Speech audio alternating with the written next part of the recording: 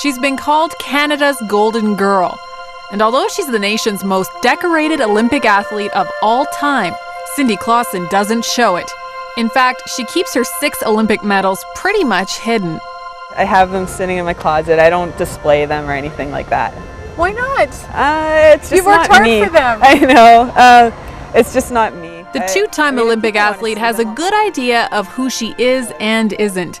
And by all accounts, she was born to speed skate. Although up until 1998, she was on a different course. I started playing hockey when I was 4 years old, and my parents read in the paper that women's hockey was going to be in the Olympics in '98, and so that was kind of my dream growing up, was to go to the Olympics in women's hockey.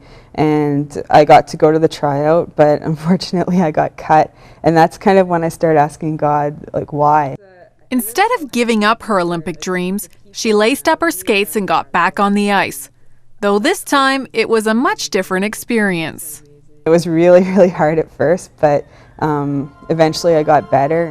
While Klassen may be prone to understatement, her talent can't be downplayed. When did you have your first inkling that this is what you were made to do? I'd say it was probably my second year of speed skating. My goal that year was to make it to the Canada Games in speed skating, and that's I decided that if I could make it to that level, then I would continue on and pursue speed skating. But I ended up making the junior national team and going to Worlds and actually medaling at Worlds. So that kind of settled it for me. I thought I can actually do something in this sport.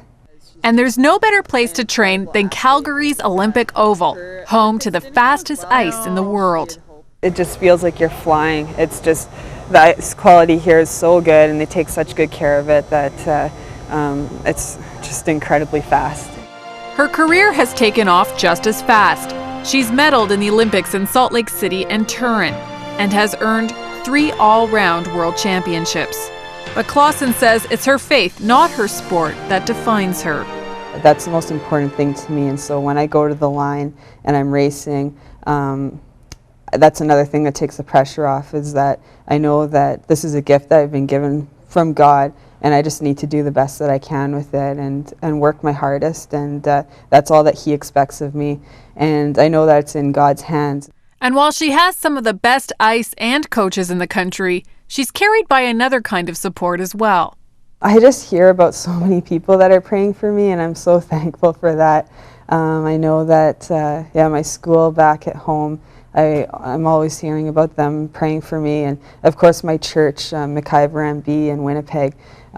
There's so many people praying for me there, and I think that's really helped me. Prayer has not only helped her in races, but it has got her through some pretty big trials. I got cut about here and then went up to about there, and I think the doctors actually had to cut a bit more just to try to grab the tendons to pull them down. The scar on her arm is a reminder of an accident nearly 3 years ago. I was skating with a few people, and we were doing what's called an excel, and so we start off slowly down this stretch and we go faster and faster, and once we hit the corner we're at top speed, and I went around the corner and somehow I lost my balance and crashed into another skater that was just gliding around the outside, and her skate cut my arm. And the timing couldn't have been worse. It was about a week before we were heading off to the Fall World Cups, and so I thought I was going to go to the hospital and get stitched up and I'd be fine, but I ended up cutting 12 tendons, a nerve and an artery, and so it was a lot worse than I had expected, and they basically told me that my season was probably done. But looking back, she says it was the best thing that ever happened to her. So many good things came about because of it. One of the things is that my family all lives in Winnipeg and I'm here in Calgary, so I got to spend so much time with them. Another bonus was that I just got to spend more time with God, because I basically had to sit around all day. I had nothing to do, and so I feel like my relationship with God was strengthened because of that.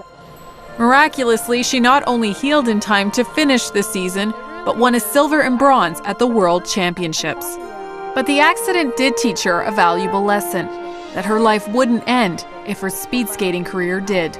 It could be gone in a second, or I could be doing something else with my life too, and this is the path that God has chosen for me, and I just feel privileged to be able to do this, and so if I win, I'm happy about it. I'm happy about my result, but I don't dwell on it. Which probably explains why she keeps her Olympic medals in her closet. And she hopes to put some more in there after the 2010 Games in Vancouver. She says it will be her biggest challenge yet. That's my goal right now, is just to make it to 2010, and I think it's going to be a lot of fun. So how does she handle all the pressure?